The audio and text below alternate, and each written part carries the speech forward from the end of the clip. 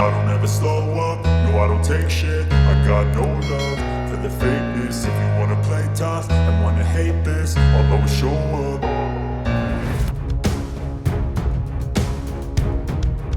Ukraine will fight for Bakhmut as long as we can. Zelenskyy. President Volodymyr Zelenskyy has also called for Ukraine's rapid accession to the EU. Ukraine will not give up on embattled Bakhmut in the east of the country, President Volodymyr Zelenskyy has said as Moscow's forces continue their onslaught against a town the Ukrainian leader described as a fortress. The hotly contested town in the Donetsk region has been at the center of fighting for months, and Zelenskyy said on Friday that Ukrainian forces would continue to hold it for as long as possible, during a summit in Kyiv with EU leaders. No one will surrender Bakhmut. We will fight as long as we can, Zelenskyy said, standing shoulder to shoulder with President of the European Council Charles Michel, who was on his second visit to Kyiv in less than 3 weeks, and European Commission President Ursula von der Leyen. If weapon deliveries are accelerated, namely long-range weapons, we will not only not withdraw from Bakhmut, we will begin to occupy Donbass, Zelenskyy added, referring to the eastern region comprised of the Donetsk and Luhansk provinces. Moscow says Russian forces are encircling Bakhmut from several directions and battling to take control of a road that is also an important supply route for Ukrainian forces.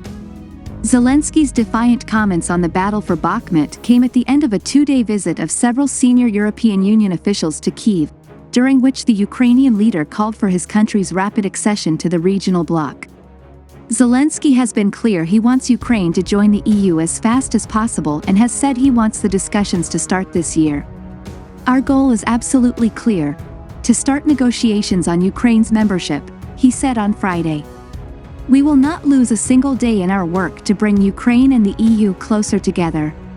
In June last year, just months after the Kremlin launched its invasion of Ukraine, the EU extended candidate status to Kyiv, but the path to full membership is likely to be fraught and could take years. Von der Leyen and Michel reiterated the EU's unwavering support for Ukraine during the Kyiv meeting. Michel doubled down on his backing for Kyiv's integration with Brussels, saying, "Ukraine is the EU is Ukraine. Your future is with us. Your destiny is our destiny," Michel wrote in a tweet. The EU released a statement on Friday acknowledging that Ukraine had made considerable efforts to advance towards membership but urged Kyiv to implement further reforms. Corruption is a key EU concern, and Ukraine has widened efforts to tackle the issue with highly publicized raids this week on an oligarch with political connections and a former interior minister. You are at war, and, while being at war and defending your country against the aggressor, you're able to deliver one deliverable after the next that is necessary to move forward, von der Leyen said. But she also cautioned that the process of accession was merit-based and said there could be no rigid timelines put in place for Ukrainian membership or talks. Battle for Bakhmut. Throughout Friday morning, steady fighting continued in Bakhmut. Smoke could be seen rising from the city center, behind the golden-domed All Saints Church, and Ukrainian helicopters flew low towards Bakhmut over the frozen countryside to the northwest, the Agence France-Presse news agency reported. A Belarusian volunteer fighting for Ukraine inside the city said there was no sign yet that Ukrainian forces were planning to pull out. For the moment it's the opposite, the positions are being reinforced where the Russians are trying to cut us off. We're holding for now, he told the Reuters news agency. A charity helping residents in the war-battered town said an attack on a car carrying volunteer paramedics killed one and injured several others the day before.